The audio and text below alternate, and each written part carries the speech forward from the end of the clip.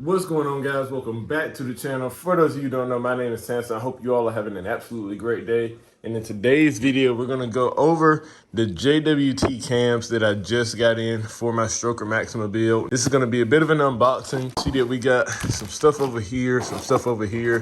We got a lot to cover in today's video, so just stay tuned. I think you guys are really going to enjoy it. It's going to be some insane content. Now, real quick, just to recap, I do have a '06 Nissan Maxima. I have done a full stroker build on it. You guys can actually check out the whole process of the build in some of my previous videos. I'll probably link them down in the description. But we did get it dyno tested with the automatic transmission with the 5-speed that was in it.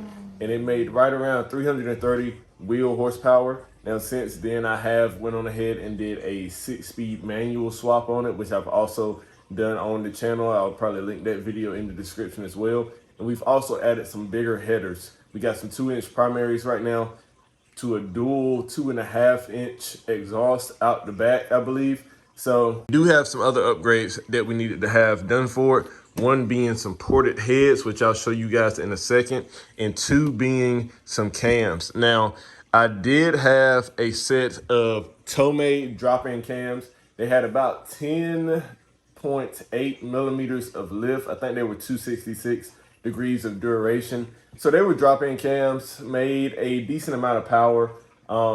From speaking with Clark at JWT, he was telling me that I probably could have retarded the exhaust just a little bit, probably would have made even more power than we made currently on the dyno. So I'm excited to actually do these cams right.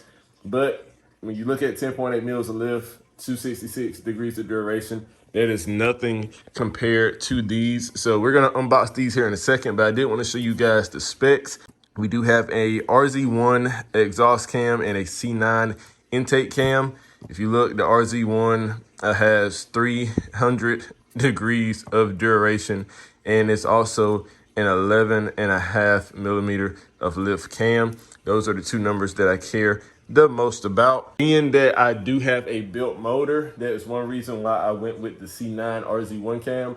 I was gonna go with a C8 RZ2 cam, but a lot of guys end up getting that cam simply because you don't have to have any valve relief in your piston for that particular cam setup. Since I do have a bit of an up on everybody else, since my motor is built a little bit and I do have valve reliefs in my piston, I decided to go ahead and go with a bigger cam. That way we can just have a bit of an edge on all the other VQ boys. So this is gonna be a little bit hard to do with one hand. I'm not entirely sure where my stand is for my phone. But so as you guys can see, we do have 4 cams. Of course, this is the first time I've seen them wrapped in like this little mesh material. As you can see, we do have the cams right here in front of us.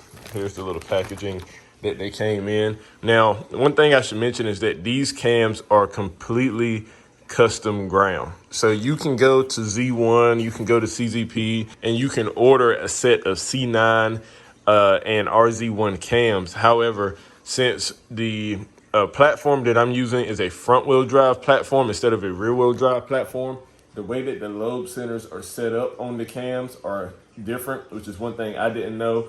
Talking to Darren at Nis Formas and talking to Clark at JWT out in California, that was how I found out that you can't just put front rear wheel drive cams in a front wheel drive setup. It just doesn't work. So these had to be completely custom ground for a front wheel drive setup, and that is one thing that's really cool about the guys at Nis Formas, is that if you have a front wheel drive platform, whether that be Maxima, Ultima, Sentra, they are able to get stuff a little bit more custom for your specific build. So like I mentioned, C9, RZ1, haven't seen really anything involving these cams on the internet. They are a very particularly high performance cam setup.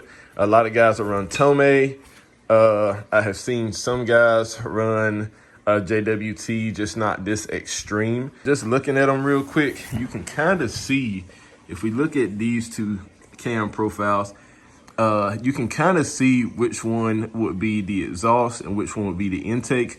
Of course, the C9 intake is going to have a bit more of a higher lift, so the point is going to be a little bit taller, and it doesn't have as much duration as the exhaust. And so that's why you see this lobe is a little bit shorter, but it's wider. And this lobe is a little bit less wide, a little bit more narrow, but it's taller. So real cool to see. Cannot wait to get these into the car and see what kind of power they push. A little nervous because like I said, you do have to have the valve relief in your piston to run these. But speaking with Clark, gave him my cam specs. He said I should be good to go to run these, which is why I went with them. One more thing is the valve springs. So these came with Beehive valve springs. I do have my entire valve train set up over there that I got out of those heads whenever I was porting them. But these come with the Beehive valve springs. If we go and put these up to, let's say, one of your regular springs, you can kind of see the difference between the two. The Beehive springs a little bit more narrow at the top of the spring to allow for a better distribution of that coil. And I think these are going to be a little bit stiffer than your stock springs as well. So real nice setup. They do come with their own set of retainers, which you can see right here.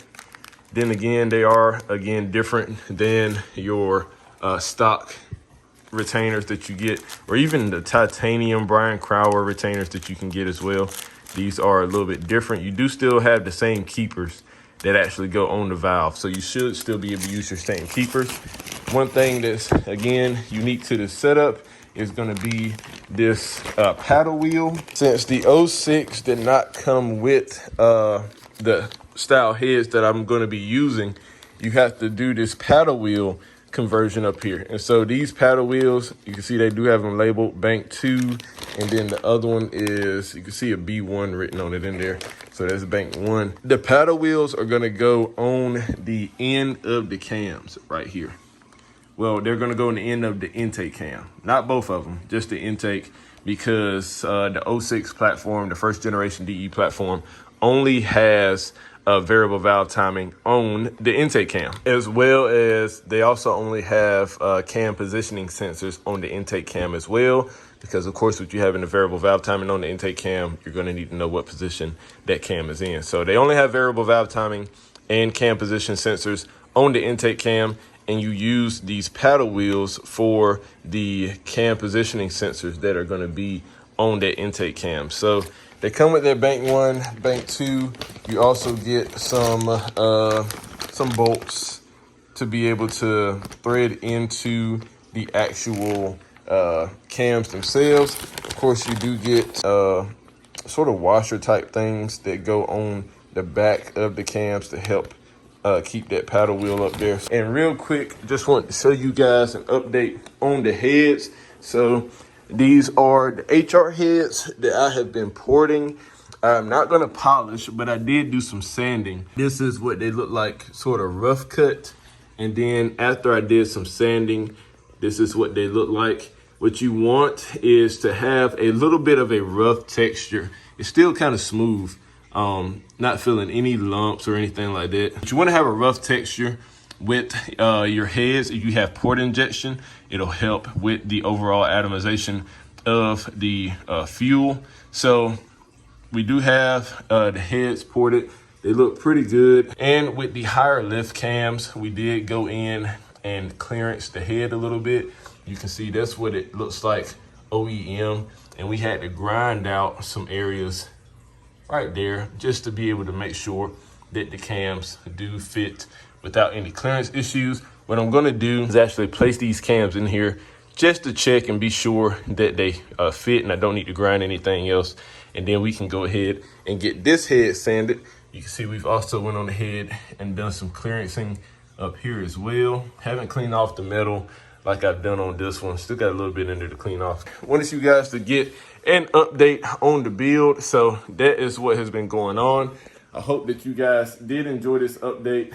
This is gonna be so cool. Just look at that cam profile. You can tell which one is the intake and which one is the exhaust just by the size of the lobes. But hope that you guys enjoyed this update. If you did, make sure that you like, comment, subscribe. Hope that you guys take care. Have a great rest of your day, and I will catch you in the next one. Peace.